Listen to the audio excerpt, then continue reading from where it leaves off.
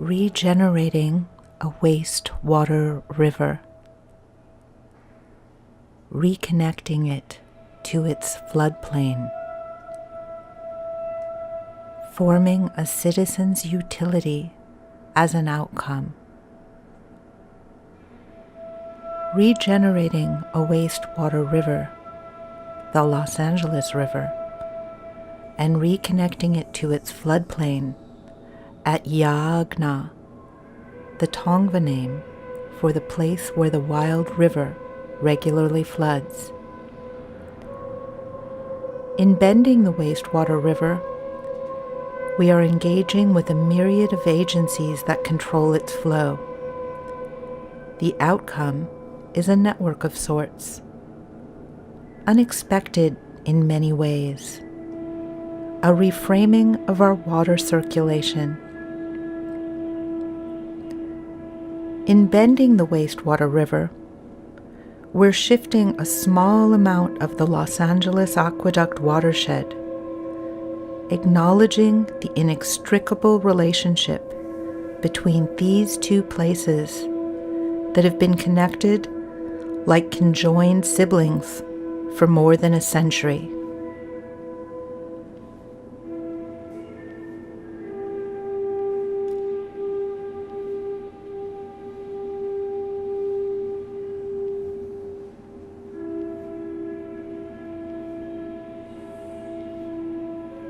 Bending the river reveals the connectivity between there and here, between Los Angeles and Owens Valley, and what was Yaagna and what was Paya Hunadu. We're driving through what would have been the bottom of a great lake. The many rivers that fall from the mountains to feed this lake have been redirected, depleting the living systems here, rendering metabolic process inert. We cannot continue to extract resources without giving back. Why not begin to readdress the imbalance that exists?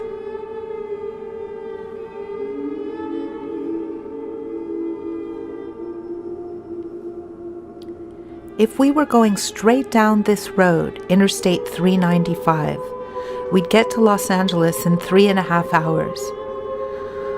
But we're going to take a loop around the 100-mile lake bed, and we're going to take that loop together to connect the dots between the dry lake bed as a man-made object that is linked and a part of all of us who live there 3.5 hours away, that drink of water that comes from here, this unintended earthwork made by the Los Angeles Aqueduct's artificial watershed, stretching from here to there, hundreds of miles. An infrastructure laid 110 years ago, an old idea to deliver water from one place to another, to supply a city using a gravity-fed system. 100 years ago, water started being redirected from here toward Los Angeles. 75 years ago, this lake became dry here, and Los Angeles began to expand by and through the water moved from here to there. In doing so, we've constructed a man-made watershed some 240 miles long, the Los Angeles Aqueduct watershed. As a model, it was quickly adopted and became even larger, now stretching and linking the snow caps of the Rocky Mountains and the Sierra, creating a hard-to-perceive, man-made hyper-object that bending the river back addresses in a relatively small section of the Los Angeles Aqueduct watershed.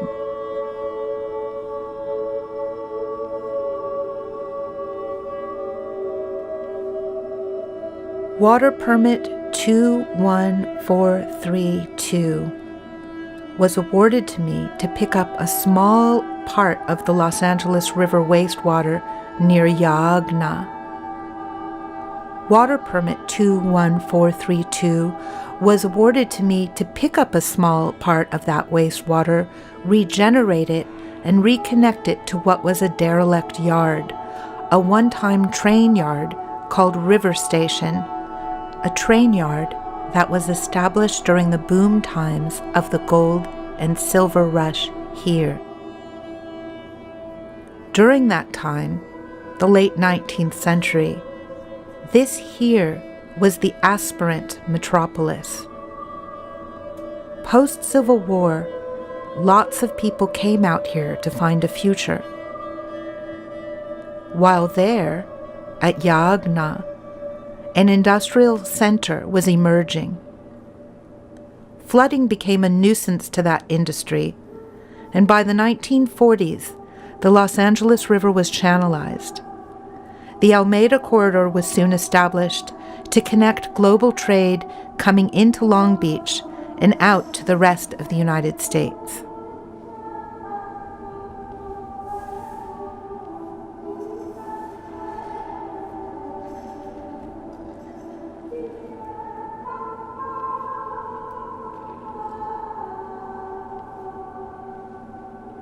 By 2005, when I started working there on Yaagna lands, every major road except the 405 would carve its way through and across the LA River by the site of that place where the wild river once regularly flooded.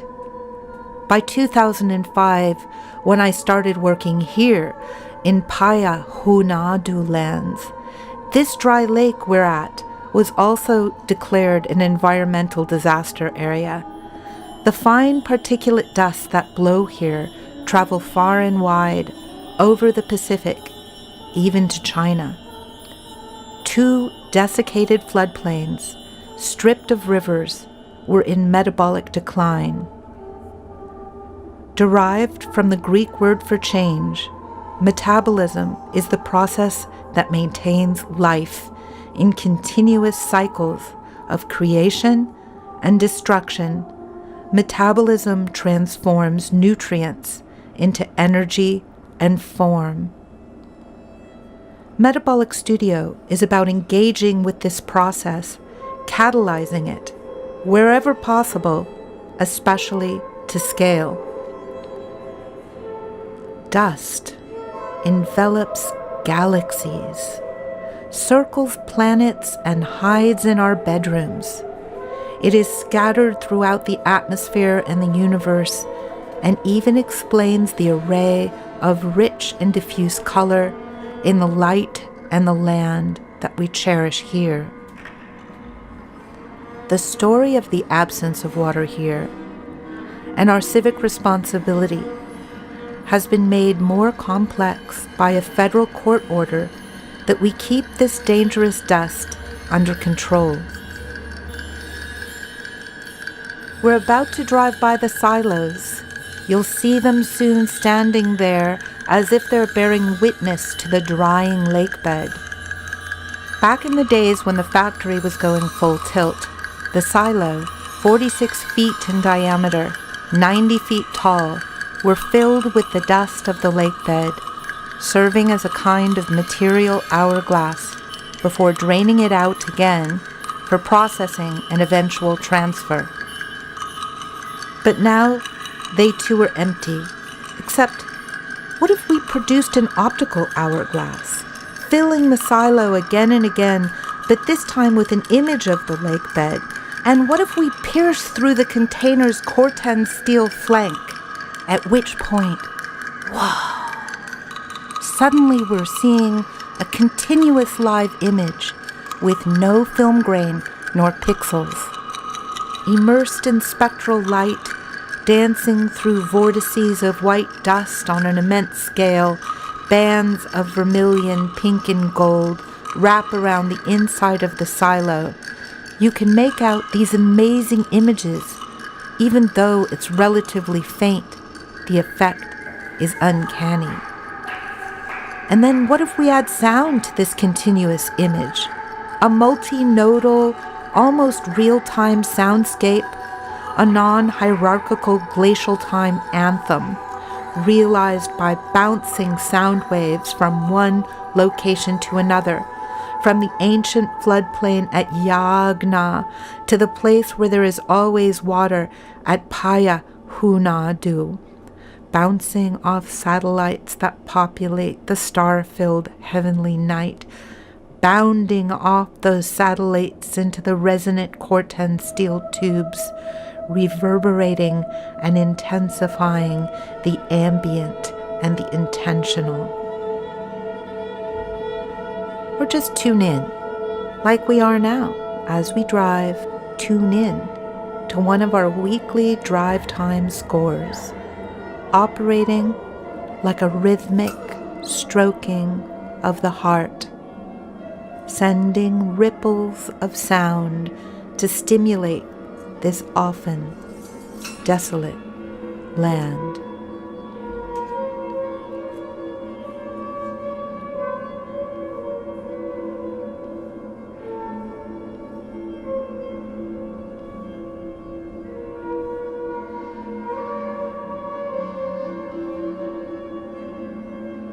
We're turning off the 395 now and heading toward the Inyo Mountains. A song goes out to give rest to the spirit of this place, a place where the water will always be, Paya Hunadu. It goes out in waves like migrating birds over cascading basins of snowmelt. Once upon a time, spilling one into another in glacial time, forming one great inland sea, until an enormous earthquake split the ground, forming the Colorado River. And what did not run to the Pacific went below the crust, revealing this great basin.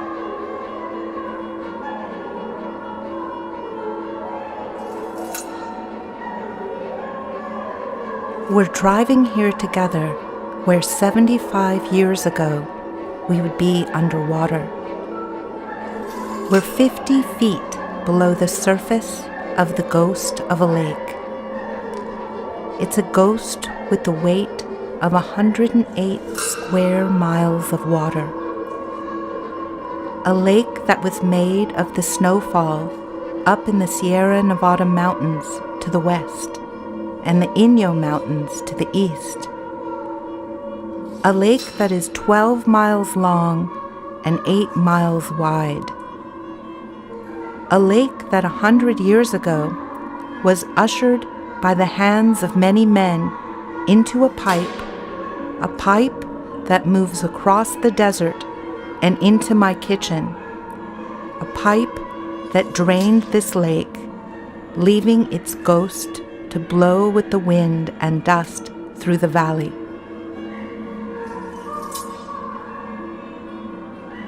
The wild river created the living space for reed forests, sycamore, oak, and the variety of wildlife that lived there for millennia. There, at Yagna, we will place an inflatable dam and redirect the river's flow. Massive floods that wrecked private property were the reasons to channelize the river. We will bend the river. Maybe we can nudge these things back now and create sanctuary again. The wild river was the reason the Tongva and Gabrielino Indian settlements had been in residence along its course for over a millennia before the Spanish arrived. The Nada cornfield site was there on the last remaining undeveloped land of the native Tongva and Gabrielino people. A big empty yard, a watershed without water, in search of its next identity for about 100 years.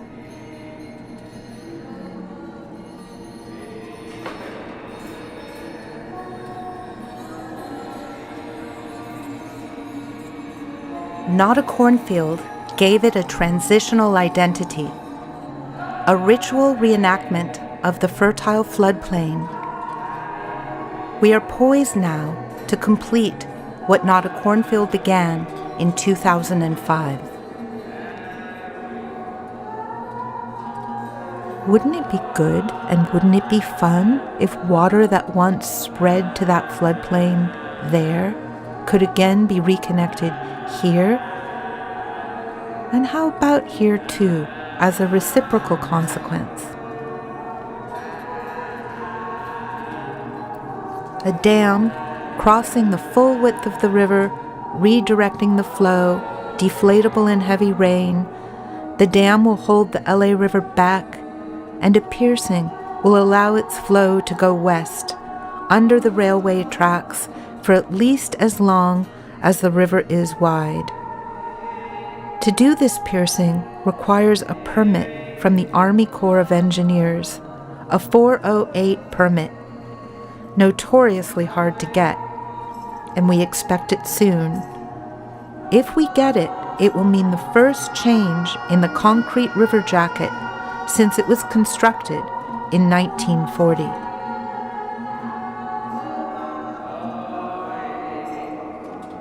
Water will then flow under the train tracks that are privately owned, and we have the permits needed to bore a deep tunnel under the railway tracks and introduce a pipe.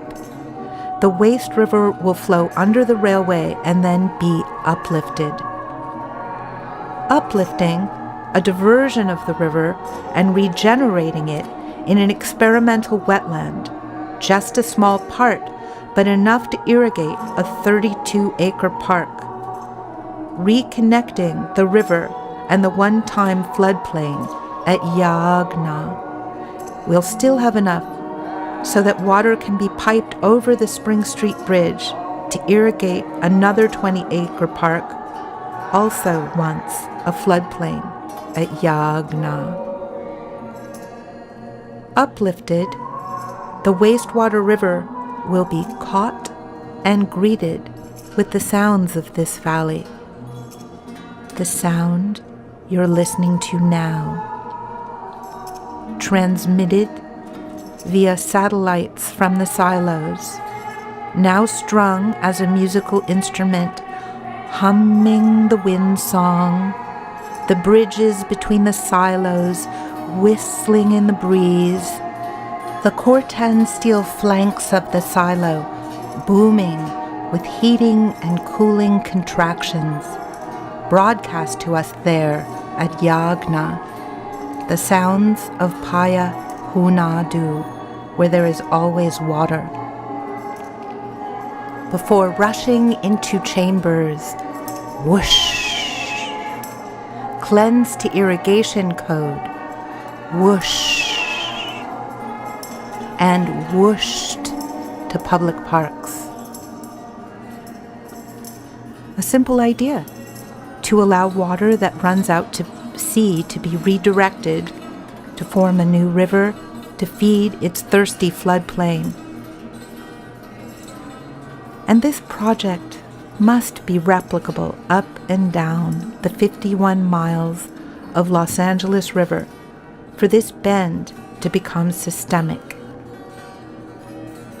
We too will bend now, about halfway through our loop around the dry lake bed toward Lone Pine. If we turned right, we would be moving to Death Valley. Death Valley is the lowest place in the contiguous Americas, and Lone Pine is right at the foothills of the highest place in the contiguous Americas. So the road we're driving on now is actually where the lowest part and the highest part of these continents meet.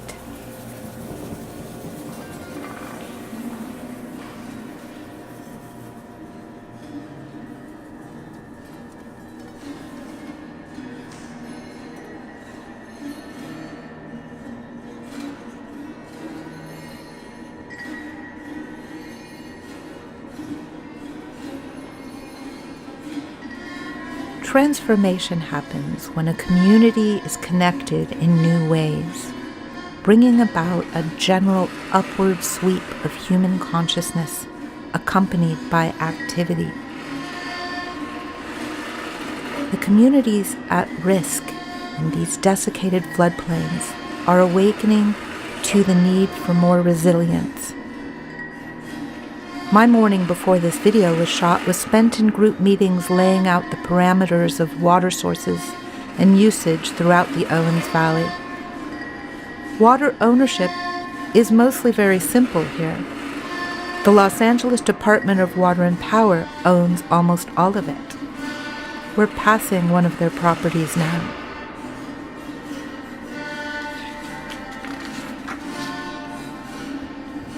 Did you know this lake is held in trust for you to recreate? It's your civic right to be here. We drive out here on very dark nights, where you are now, out there, and dig a hole in the ground and bury our photographic paper in muck and leave it overnight. The exact chemical mechanism is still a mystery to science. We know that the extremophilic bacteria metabolize sulfur compounds and are likely involved in producing the high levels of sodium thiosulfate we work with, developing photography as a landscape practice.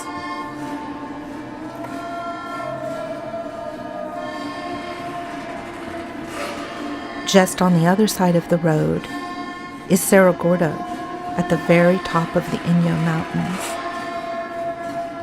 I'll show you when we get to the turnoff. The town of Cerro Gordo produced prodigious amounts of silver from 1866 through to the 1950s. I met Mike Patterson, who with his wife Jody were opening Cerro Gordo as a tourist destination back in 2002 when I met them. He also owned property down here at Swansea. Much of the ore was smelted on the lakeshore here at Swansea and at Keeler and transported by barge, the Bessie Brady, a steamship that brought materials from one side of the lake to the other. Allow me to muse for a moment about these things. Now, silver mined from these mountains was shipped to Rochester, New York, made into film stock, shipped back to Hollywood for movie shoots and photographic expeditions here, to invent a novel export, the Western. And our studio in Los Angeles, at Yaagna, was the location for the import and export of these materials and products, River Station. When silver mining as an industry stopped, the River Station sat derelict too. It was just about here that the turnoff where I met Mike was. Photography as a contemporary art form and mining silver are very intertwined, both in material reality and the history of land use here. Metabolic Studio Optics works with the interaction of organic lake brine and silver from the mountains. What activates the latent silver is light. What fixes the images is a solution of earth, animal, and mineral.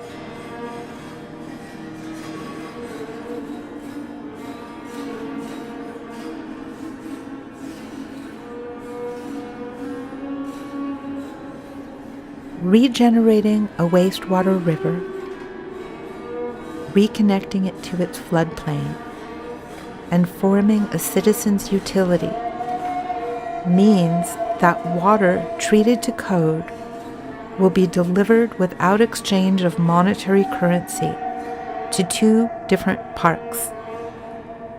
These parks are in Los Angeles on land that was once the floodplains of Yaagna.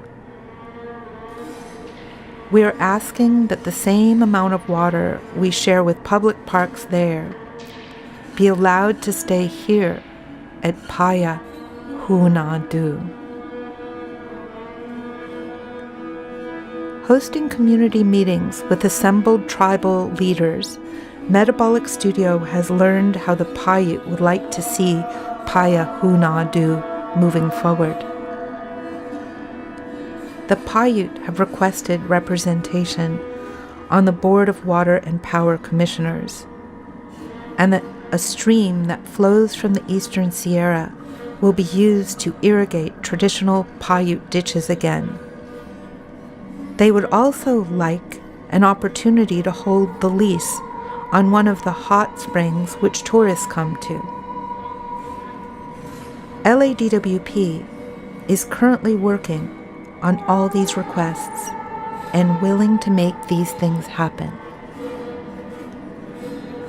The question of what to make and whether to make anything at all leads me to work with living systems. No formal object can resolve the challenges of aiming to trigger a process that readdresses the imbalance. Artists need to create on the same scale that society has the capacity to destroy. Our struggle for an adequate water supply and all the social justice issues implied within that struggle are the core of the metabolic cycle of works. We are repositioning art practice in the sphere of radical remediation.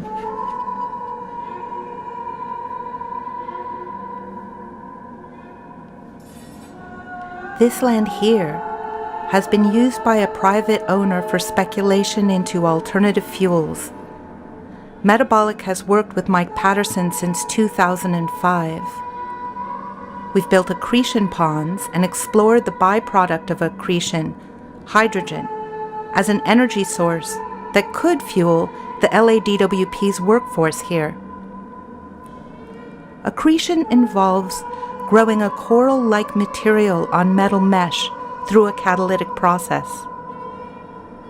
Mike's work with us is about to get picked up near Tawny Silo.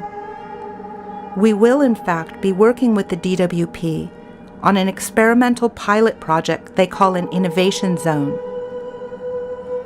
It's interesting to note that innovation is being motivated by private landowners with water rights.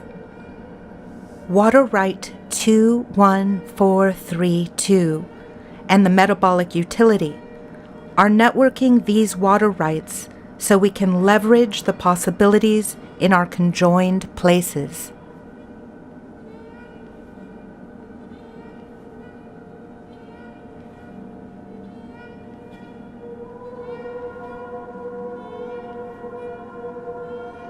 Today, on the shore of that dry lake bed, sits an abandoned glass factory. The sonic division of the Metabolic Studio has turned the derelict factory into a musical instrument.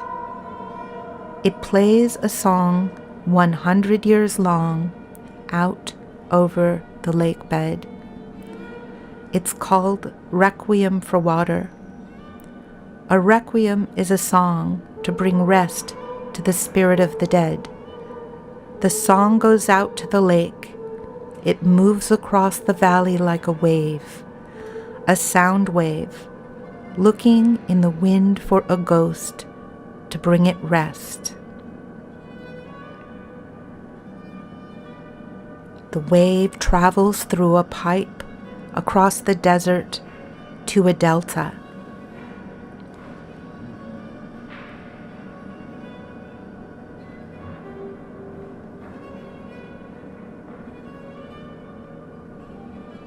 To the catch, the cup, the room, where the song and the ghost meet and find rest. The catch is a place for rest, and the meeting place for the water, the song, the ghost of a lake, and the people who thrive by the gift of water.